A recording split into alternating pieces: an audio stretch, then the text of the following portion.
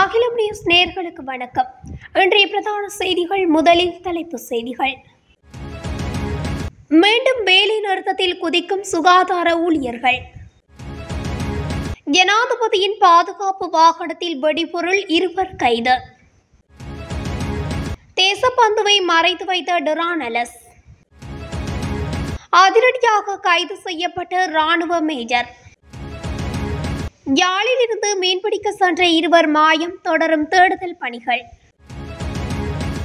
400 அடி உயரத்தில் இருந்து விழுந்த இளைஞன், சிதறி கிடந்த உடல்.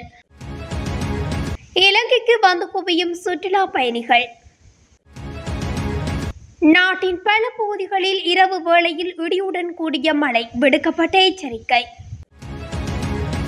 வயல்வெளியில் இருந்து இளைஞர் ஒருவரின் சடலம் மீட்பு. தொடர்பென விரிவான செய்திகள். திட்டமிட்டபடி நாளை காலை 7 மணிக்கு தொடங்கி 74 மணி நேர வேலை நிறுத்தத்தை நடத்த சுகாதார நிபுணர்கள் சம்மேளனம் தீர்மானித்துள்ளது. குறித்த தீர்மானமானது இன்று எடுக்கப்பட்டுள்ளது. சுகாதார நிபுணர்கள் சம்மேளனத்தின் பிரதிநிதிகளுக்கும் நிதியமைச்சக அதிகாரிகளுக்கும் இடையிலான பேச்சுவார்த்தைகள் தோல்வியடைந்தமை காரணமாகவே இந்த முடிவு எடுக்கப்பட்டுள்ளது. இதன்போது குறித்த விடயத்தை நிதி அமைச்சகத்துடன் நடைபெற்ற கலந்துரையாடலுக்கு பிறகு ஊடகங்களுக்கு பேசிய சங்கத்தின் தவிசாளர் ரவி குமுதேஸ் அறிவித்துள்ளார். இன்று அதிகாலை ஜனாதிபதி பாதுகாப்பு பிரிவைச் சேர்ந்த லேண்ட் க்ரூஷர் வகை வாகனத்துடன் விமானப்படை கோப்ரல் உட்பட 2 வெடிபொருட்களுடன் கைது செய்துள்ளதாக வெள்ளாவளி போலீசார் தெரிவித்துள்ளனர். வெள்ளாவளி பாலியடி வட்டை வீதியில் இன்று அதிகாலை பயணித்த வேன் க்ரூசர் வாகனத்தை போலீசார் நிறுத்திய போது வாகனத்தில் இருந்தவர்கள் அம்பாறை விமானப்படைக்கு செல்வதாக தெரிவித்துள்ளனர். இதன்போது வாகனத்தை சோதனைக்குட்படுத்திய போலீசார் வாகனத்தில் இருந்து 1 கிலோகிராம் அமோனியா ஜெல்கூர், வெடிக்கான கயிறு, 1 பந்தம், 3 போத்தல் கெமிக்கல் என்பவற்றை கைப்பற்றியுள்ளனர். கடகவெல அருகம்பாவிலை ஜனாதிபதி பாதுகாப்பு பிரிவில் ட்ரோன் கேமரா இயக்குநரான விமானப்படை கோப்பரல் உள்ளிட்ட சிலரை சந்தேகத்தின் அடிப்படையில் போலீசார் கைது செய்துள்ளனர். அத்துடன் லேண்ட் க்ரூஷர் வாகனத்தை மீட்டு போலீஸ் நிலையத்துக்கு எடுத்து சென்றுள்ளனர்.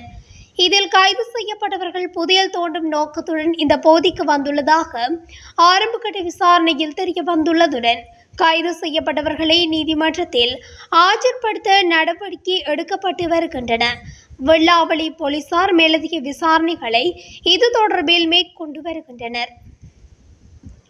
இலங்கை முன்னாள் போலீஸ் மா அதிபர் தேசப்பந்து தேனக்கொடி தான் மறைத்து வைத்திருப்பதாக சில சமூக ஊடகங்களில் வெளியாகும் செய்திகள் சிரிப்பை வரவழைக்கும் நகைச்சுவை என்று முன்னாள் பொது பாதுகாப்பு அமைச்சர் டிரானலஸ் கூறினார்.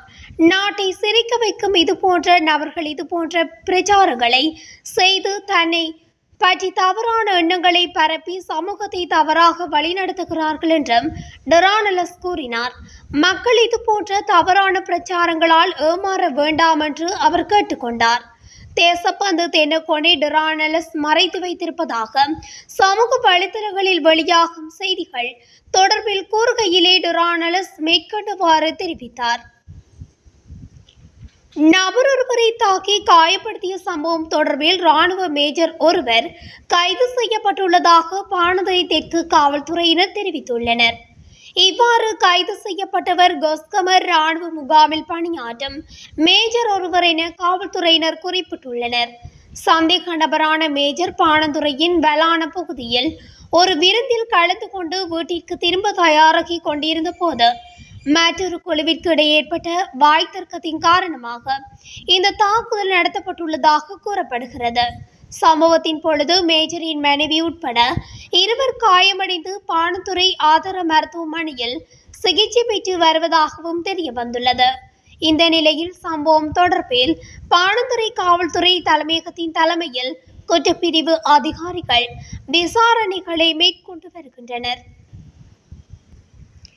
யாழ்ப்பாணத்திலிருந்து மீன்பிடிக்க சென்ற 2 கடத்தொழிலாளர்கள் காணாமல் போயுள்ளதாக தகவல் வெளியாகியுள்ளது. குறித்த விடயத்தினை யாழ் மாவட்ட கடத்தொழில் நீரியல் வளத்துறை திணைக்களத்தின் உதவி பணிப்பாளர் ஜே சுதாகரன் தெரிவித்துள்ளார். இதுகுறித்து கடத்தொழில் நீரியல் வளத்துறை திணைக்களத்திற்கு அவர் இன்று கடிதம் ஒன்றை அனுப்பியுள்ளார். அந்த கடிதத்தில் தோமஸ் டக்ளஸின் படகில் 2 கடத்தொழிலாளர்கள் நேற்று முன்தினம் மாலை 3 மணிக்கு ஊர்காவத்துறை கண்ணகை அம்மன் இறங்கு தளத்திலிருந்து ஐடே A0035 JFN நீளம் மற்றும் வெள்ளை நிற படகில் மீன்பிடிக்க சென்றனர். அந்த கடிதத்தில் தோமஸ் டக்ளஸின் படகில் 2 கடத்தொழிலாளர்கள் நேற்று முன்தினம் மாலை 3 மணிக்கு ஊர்காவத்துறை கண்ணகை அம்மன் இறங்கு தளத்தில் இருந்து நீலம் மற்றும் வெள்ளை நிற படகில் மீன்பிடிக்க சென்றனர்.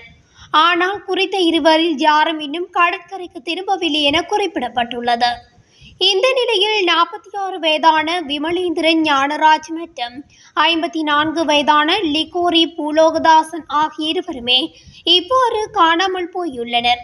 மேலும் காணாமல் போன கடத்தொழிலாளர்களை தேடும் பணிகள் முன்னெடுக்கப்பட்டு வருகின்றன என தெரிவிக்கப்பட்டுள்ளது.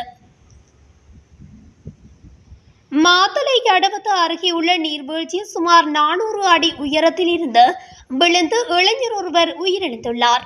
உயிரிழந்தவர் தேமட்டகுட பகுதியில் வசிக்கும் 23 வயதுடைய இளைஞன் என அடையாளம் காணப்பட்டுள்ளது.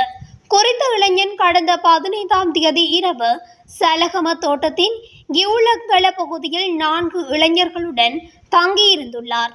இதன் பின்னர் இந்த குழு நேற்று காலை 7 மணியளவில் சம்பவ இடத்திற்கு சென்றுள்ள வேளையில் உயிரிழந்தவர் திடீரென ஓடத் தொடங்கி பின்னர் தாழ்வான காட்டுப்பகுதியில் விழுந்ததாக கூறப்படுகிறது. இந்நிலையில் குறித்த இளைஞனின் உடலின் பாகங்கள் காட்டுப்பகுதியில் சிதறி கிடந்ததாக கிராம மக்கள் தெரிவித்துள்ள நிலையில் சம்பவம் தொடர்பில் மகாவள போலீசார் மேலதிக விசாரணைகளை மேற்கொண்டு வருகின்றனர். மார்ச் மாதம் 1ஆம் தேதி முதல் 13ஆம் தேதி வரை நாட்டிற்கு 97,322 சுற்றுலா பயணிகள் வருகை தந்துள்ளதாக இலங்கை சுற்றுலா அபிவிருத்தி அதிகார சபையின் தரவுகள் சுட்டிக்காட்டியுள்ளன. இந்த வருடம் இதுவரையான காலப்பகுதியில் 5,90,300 சுற்றுலா பயணிகள் நாட்டிற்கு வருகை தந்துள்ளனர். அதன்படி இந்தியாவிலிருந்து 93,951 சுற்றுலா பயணிகளும், ரஷ்யாவிலிருந்து 77,608 சுற்றுலா பயணிகளும், ஐக்கிய ராஜ்யத்தில் இருந்து 56,103 சுற்றுலா பயணிகளும், ஜெர்மனியில் இருந்து 41,366 சுற்றுலா பயணிகளும் நாட்டிற்கு வருகை தந்துள்ளனர். நாட்டின் பல பகுதிகளில் இன்று பிற்பகல் வேளையில் மழை அல்லது இடியுடன் கூடிய மழை பெய்யக்கூடும் என வளிமண்டலவியல் திணைக்களம் எதிர்வு கூறியுள்ளது. இதன்படி மேல் சப்ரகமுவ, தென் மற்றும் வடமேல் மாகாணங்களிலும் கண்டி மாவட்டத்திலும் மாலை அல்லது இரவு வேளையில் 50 மில்லிமீட்டருக்கும் அதிகமான ஓரளவு பலத்த மழை பெய்யக்கூடும்.